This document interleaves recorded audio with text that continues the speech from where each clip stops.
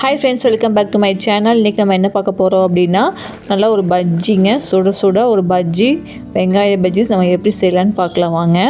அதுக்கு இது மாதிரி 2 வாழைக்காய் நான் எடுத்துருக்கேங்க. வாழைக்காயை இது மாதிரி தோல் சீவிக்கோங்க. தோல் சீவிட்டு இந்த ஸ்லைஸ் போர்டு இருக்கும் பார்த்திங்களா, நம்ம சிப்ஸ் போகிற ஸ்லைஸ் போர்டு, அந்த ஸ்லைஸ் போர்டில் நம்ம வாழைக்காய் வந்து நம்ம எப்படி எந்த மாதிரி தின்னா வேணும், தின்னா லேசாக வேணாம், லேசாக அட்ஜஸ்ட்மெண்ட் பண்ணி இது மாதிரி நம்ம வந்து சீவி வச்சுக்கலாங்க. இந்த ஸ்லைஸ் போர்டு வந்து நான் ஃப்ளிப்கார்ட்டில் வாங்கினேன். இப்போ அதே மாதிரி வெங்காயத்தையும் நான் வந்து இது மாதிரி ரவுண்டாக கட் பண்ணிக்கலாங்க. பஜ்ஜி போடுறதுக்கு வாழைக்காய் கட் பண்ணி வச்சாச்சு, வெங்காயம் கட் பண்ணியாச்சுங்க. இது பாருங்கள், அவ்வளோ அழகாக சூப்பராக வந்துருந்துச்சுங்க. பாருங்கள், இந்த மாதிரி ஸ்லைஸ் பண்ணி வச்சுக்கலாம். அடுத்தது வந்து உருளைக்கிழங்கு, அதையும் நம்ம ஸ்லைஸ் பண்ணி வச்சுக்கலாங்க. நல்லா மொறுன்னு சூப்பரான ஒரு பஜ்ஜி நம்ம ரெடி பண்ணலாங்க. இப்போ பாருங்கள், இந்த 3லேயும் நம்ம ரெடி பண்ணலாம் பஜ்ஜி. அவ்வளோதான், நம்ம 3யும் நம்ம ஸ்லைஸ் பண்ணி வச்சாச்சுங்க. இப்போ மாவு கரைச்சிக்கலாம். இப்போ 2 கப்பு கடலை மாவு நான் எடுத்துக்கிறேங்க.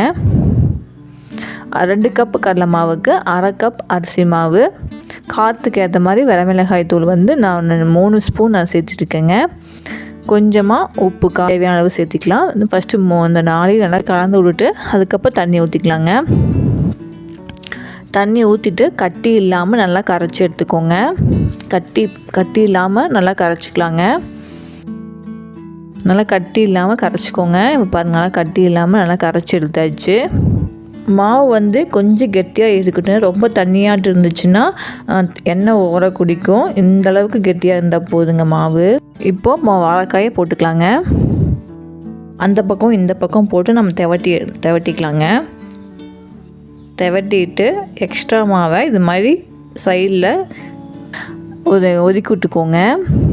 அவ்வளோதான். இதே மாதிரி எல்லா பஜ்ஜியும் வாழைக்காயும் நம்ம போட்டு எடுத்துக்கலாங்க.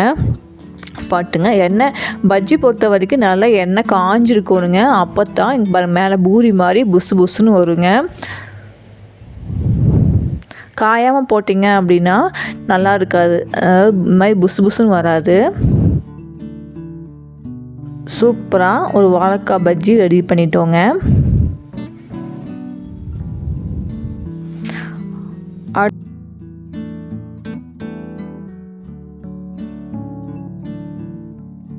அடுத்தது நம்ம வந்து வெங்காய பஜ்ஜி போட்டுக்கலாங்க. இப்போ பாருங்கள், சூப்பராக ரெடி ஆகிடுச்சு. பாருங்கள், நல்லா புஸ்ஸுன்னு வந்திருக்குது பாருங்கள் வெங்காய பஜ்ஜி. அவ்வளோதான், நம்ம ஈஸியாக மாவு ரெடி பண்ணி வீட்லேயே ரெடி பண்ணிக்கலாங்க. நல்லா டீ கடை பஜ்ஜி ரெடி பண்ணிட்டாச்சுங்க. லைக் பண்ணுங்க, ஷேர் பண்ணுங்க, கமெண்ட் பண்ணுங்க.